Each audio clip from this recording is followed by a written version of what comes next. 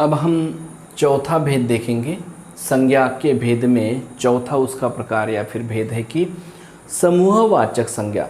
अब समूह इस शब्द से ही हमें पता चलता है कि समूह का तात्पर्य होता है या अर्थ होता है कि एक जमा होना या फिर एक जगह पर होना। तो फिर वह वस्तुएं हो सकती है, व्यक्ति हो सकता है या फिर पशु पक्षियों में से भी हो सकते हैं।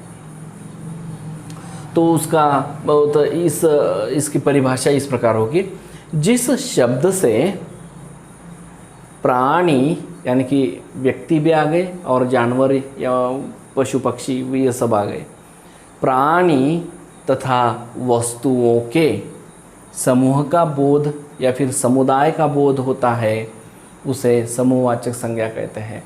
जिस शब्द से व्यक्ति, वस्तु, पशु पक्षी, अब इन सब के लिए दो ही शब्द लिया मैंने। जिस शब्द से प्राणी एवं वस्तु ऐसा किया, तो प्राणी में व्यक्ति आ गए, पशु पक्षी भी आ गए, ठीक है। तो जिस शब्द से प्राणी एवं वस्तुओं के समूह का, उनके समुदाय का बोध होता है, तब मात्र उसे समूहवाचक संज्ञा कहते हैं। अब उस शब्द को कहते हैं जो शब्द यह समूह दिखाता है। जब देखिएगा उदाहरण में है भीड़। अब भीड़ कहा तो यह शब्द समूहवाचक है, समूहवाचक संज्ञा का उदाहरण है। समूह बता रहा है हमें, भीड़ यानी कि लोगों की भीड़ होती है, जानवरों की भी भीड़ होती है। अब है जनता।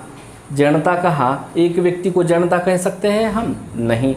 तो एक से ज़्यादा जब व्यक्ति यानी कि वहाँ पे खड़े हैं तो, या फिर कहीं उस भाषण करने वाले व्यक्ति के सामने है तो ये जनता है ना। तो एक से अधिक है तो इसलिए जनता। तो एक से अधिक है और वे एक जगह पर है, मतलब उनका समुदाय है, उनका समूह है और उसे नाम दिया है जनता। तो यह जनता शब्द जो है समूह का बोध कराता है, इसलिए समूहवाचक संज्ञा है।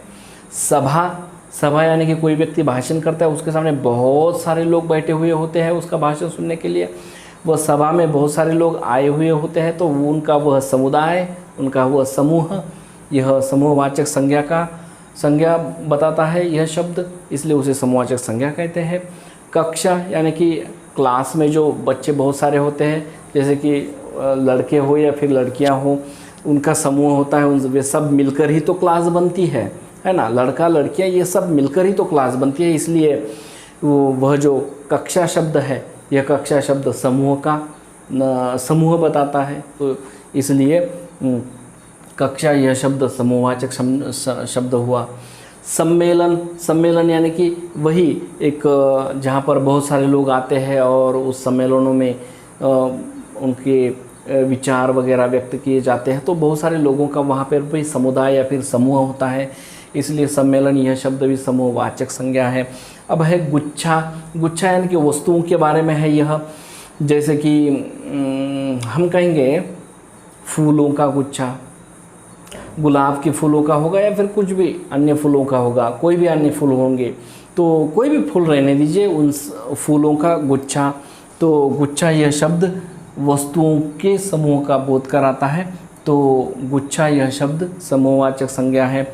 मंडल होता है यानी कि मंडल, मराठी में मंडल कहते हैं ना, जैसे कि गणेश मंडल, भवानी मंडल, या फिर वह लायंस क्लब वाले जो है, तो वो क्लब नाम लिया तो भी वह समूह ही समूह का ही बोध कराता है, क्योंकि यह क्लब जो है ये मंडल के समान ही है, एक मंडल है। वो मंडल यानी कि उसमें भी बहुत सारे लोग होते हैं और वो सब जब एकत्रित होते हैं तभी उसे मंडल कहा जाता है।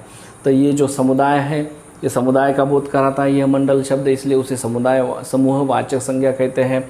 झुंड यह जो है पंछियों का होता है, पक्षियों का होता है, हवा ऊपर आकाश में उड़ने वाले पक्षियों का, वो एकत्रित होकर समुदाय में ही उड़ते हैं, तो वह झुंड कहलाता है। वह झुंड शब्द बोध कराता है समूह का, इसलिए समूहवाचक संज्ञा है यह।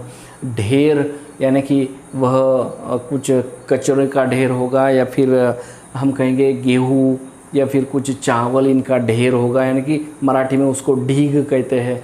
तो ये जो ढेर है, तो ढेर भी एक समूह बताता है, एक समुदाय बताता है, और वह समुदाय समूहवाचक संज्ञा कहलाता है। यह ढेर शब्द हम कहेंगे कि टीला, टीला में यानी कि उसके जो छोटे छोटे टीले होते हैं, टीला।